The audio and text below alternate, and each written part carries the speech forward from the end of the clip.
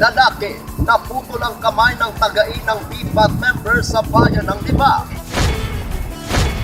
Minivan at tricycle, sangkot sa disgrasya sa bayan ng Libak.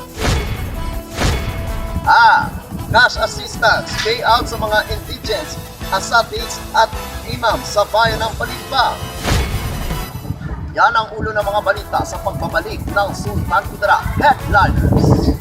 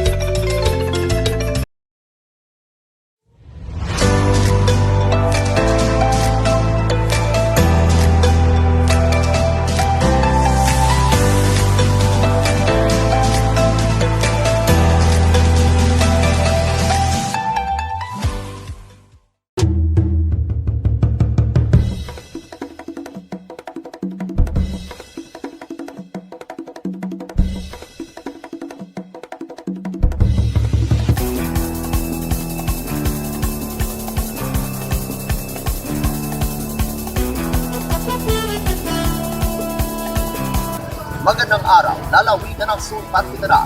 Narito na ang mga pamunay balita sa Sultan Kudarat Headliners ngayong Nobyembre 27, taong 2023. Lalaki, naputol ang kamay ng taga-inang BPAT member sa bayan ng Libak. Narito ang ulat. Tuluyang naputol ang kamay ng isang lalaki matapos tagain ng isang BPAT member sa bahagi ng Barangay Rahandang sa bayan ng Libak. Kinilala ang suspect na si alias Dodo, isang BPAT member, may asawa at naninirahan sa Purok Daisy, sitio na Bagbag sa nasabing barangay. Habang kinilala naman ang biktima na si alias Roy, nasa hustong gulang, magsasaka at naninirahan din sa nasabing lugar. Base sa inisyal na investigasyon ng Libak PNP, sinaway lang ng BPAT member si alias Roy na huwag sirain ang galon, ngunit nagalit ito at nagbitaw ng maaanghang na salita. Pinili na lamang nito na umiwas at kinarga ang inaning kape sa kanyang motorsiklo, ngunit nilabasan ito ni alias Dodo ng patalim at tangkang tagain, ngunit ito'y nakaiwas. Hinabol pa nito ang BPAT member, ngunit nagkataon na may dala din itong patalim. Sabay tapon sa biktima at natamaan ito sa kaliwang kamay, dahilan upang ito'y maputol. Dagdag pa ng BPAT member na dumepensa lamang ito sa kanyang sarili at walang masamang intensyon kay alias Roy. Sa ngayon, nasa kustodiya na ng Libak Municipal Police Station ang suspect sa tamang disposisyon, habang kasalukuyang nagpapagaling naman sa pagamutan ang nasabing biktima. Ako ang inyong kaibigang Apolinario 30 Valencia para sa Sultan Kudarat Headliners. Minivan at tricycle, sangkot sa disgrasya sa bayan ng Libak. Narito ang ulat. Nagkaayos na ang magkabilang panig matapos nasangkot ang minivan at tricycle sa naganap na vehicular accident pasado alas 8:45 ng gabi noong Sabado sa bahagi ng Sitio Marigaeg, Barangay Salaman, Bayan ng Libak, lalawigan ng Sultan Kudarat. Ayon kay Police Senior Management Hildo Barometro, Chief Investigator ng Libak Municipal Police Station, dahil nagkaayos na ang dalawang panig, minabuting hindi na pinangalanan base sa hiling ng dalawa. Lumabas sa investigasyon, galing ang minivan sa Barangay Clara, Bayan ng Kalamansig, lula ng 6 na katao, kabilang na ang driver, para sana dalawin ang kamag-anak nila sa Sultan Kudarat District Hospital. Habang ang driver ng tricycle na naninirahan sa nasabing lugar at galing lamang sa kabilang kanto kung saan naganap ang vehicular accident. Kapwa binabaybay ng dalawang patungo sa kanilang destinasyon ng nasalpok ng minivan ang tricycle. Ayon kay Barometro, sa tamang lane ang minivan habang tumatawid ang tricycle sa maling lane. Malayo pa ang minivan ay gumamit na ang signal light at high beam sa ilaw nito bilang senyalis na may sasakyan sa likod. Ngunit imbes na tumigil ang tricycle ay nagtuloy-tuloy sa kabilang lane, kaya sumalpok ang minivan sa tricycle dahil para tumagilid dahil sa lakas ng impact habang bahagya namang nasira ang harapang bahagi ng minivan. Sugat sa paa at galos ang natamo ng driver ng tricycle na napag-alamang nasa impluwensya pa ng nakakalasing na alak habang niligtas naman ang driver at sakay ng minivan.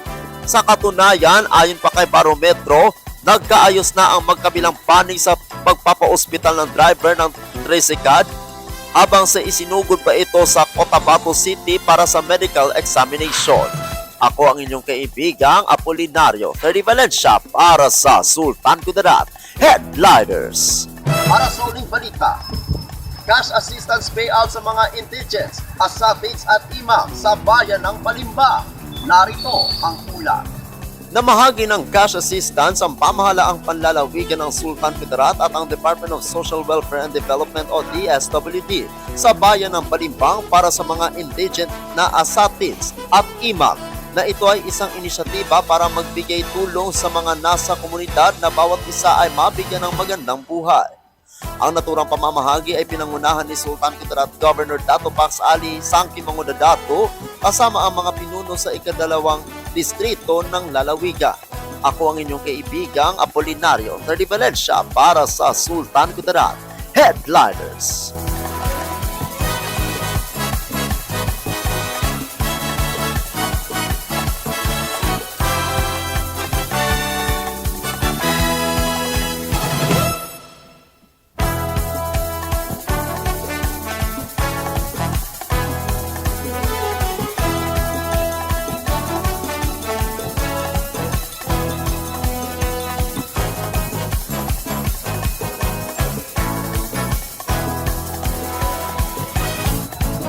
At yan ang kabuang mga balita sa araw nito. Mga balitang kailangan ninyong malaman. Balitang walang pinakampihan. Mga balitang totoo. Mga balitang may dalang aral at inspirasyon. Ito ang Sultan Kudarat Headliners. Hanggang bukas, maraming salamat at magandang araw, kaibigan.